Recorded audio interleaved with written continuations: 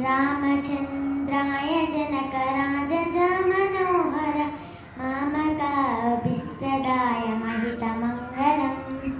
कोसले साय मृदुलः सदा सपोषण वासवादिविनुत सद्वरतमङ्गलम् चारुमेघरूपाय चन्दनादिचर्चिताय वासवादिविनुत सद्वरतमङ्गलम् हारकटकशोभिताय भूरिमङ्गलम्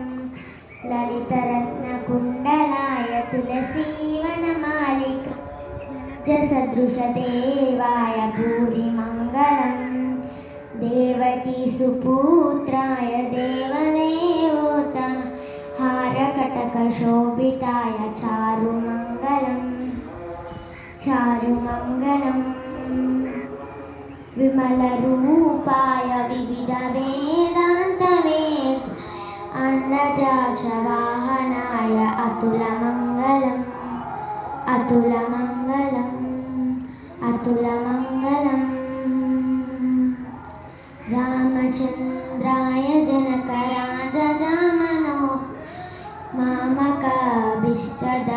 महितमङ्गलम्